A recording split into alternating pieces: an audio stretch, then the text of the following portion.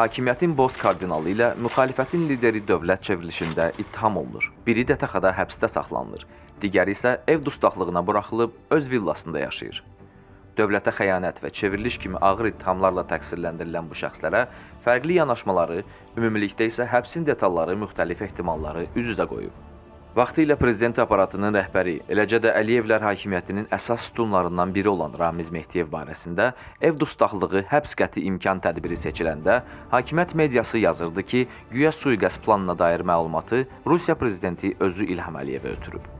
Mehdiyev bu ittihamlara cavab vermir, bir sözlə susur. 30 ilə yaxındır Rusiyanın Azərbaycandakı 5-ci kolonun başında duran şəxs kimi tanınan Ramiz Mehdiyevi Kremlin qurban verdiyinə dair xəbərləri bəzi təhlilçilər qeyri-ciddi adlandırırlar.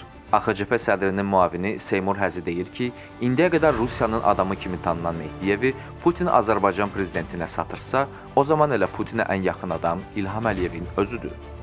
Tərəflər bir-birləri ilə razılaşıblar ki, onlar bu münaqişədən istifadə edib, onlara mane olan şəxsləri sıradan çıxartsınlar. Şişmiş repressiyalar aparatı həbslər tələb edir. Mehdiyevin həbsini İlham Əliyevin öz hakimiyyətini daha da gücləndirmək üçün həyata keçirdiyi son təmizləmə əməliyyatı da adlandırmaq olar. Carnegie Mərkəzi yazır ki, hakimiyyətin bir əldə cəmlənməsi prosesinin məntiqi İlham Əliyevi alternativ təsir mərkəzlərinin ən kiçik əlamətlərini belə aradan qaldırmağa sövq edir. O ki, qaldığı 87 yaşlı təqaüdçünün dövlət çevrilişinə cəhddə ittiham olunmasına, avtoritar rejimin məntiqi hətta belə şəxslərə də ehtiyatlı yanaşmağı diktə edir. Hakimiyyətin Ramiz Mehdiyev kampaniyası həm də özünü ifşadır.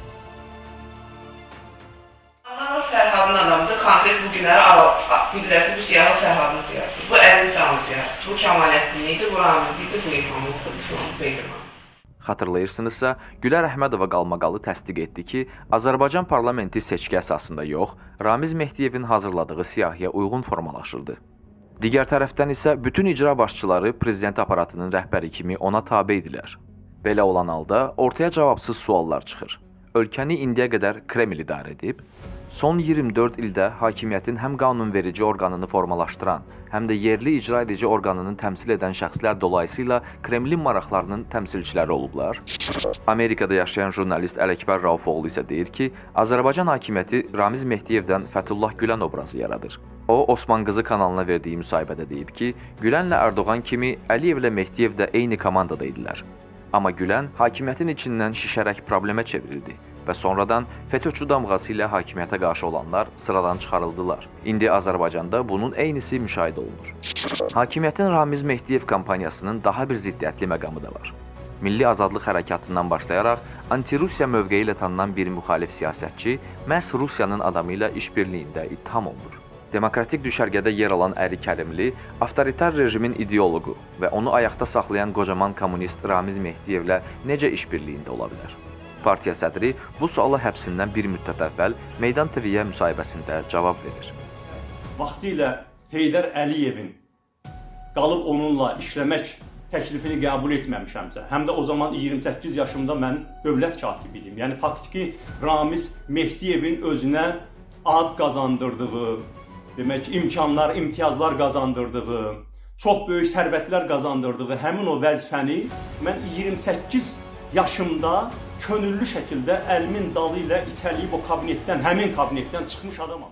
Maraqlıdır ki, Azərbaycan hakimiyyəti müxalifəti adətən Qərbin maraqlarının təmsilçisi kimi təqdim edib. Bəs bu dəfə nə dəyişib ki, Əli Kərimlini Mehdiyevlə işbirliyində ittiham edib Rusiyaya bağlayırlar? Müsavat Partiyasının sədri İsa Qəmbər hesab edir ki, hökumətin Əli Kərimlini Rusiyanın 5-ci kolonu ilə işbirliyində ittiham etməyinin məqsədi partiya sədrini müdafiəsiz qoymaqdır. Beynəlxalq Birliyin demokratiya, insan haqları və siyasi məhbus mövzusuna həssas hissəsi Əli Kərimlini müdafiə edəcək. Avtoritar rejimlər belə manipulyasiyaları və şişirdilmiş yalanları adətən ictimai fikirdə hakimiyyətin tənqidçilərinə qarşı etimadsızlıq yaratmaq məqsədi ilə ortaya atırlar. Bununla cəmiyyətdə müxalifətin hakimiyyətlə əməkdaşlıq etdiyinə dair şübhələr formalaşdırılır. Bu kampaniya həm də ictimai müqaviməti qırmaq məqsədi daşıyır. Siyasi analitiklər Azərbaycan hakimiyyətinin sərt repressiyalarını həm də iqtisadi və geosiyasi reallıqla izah edirlər.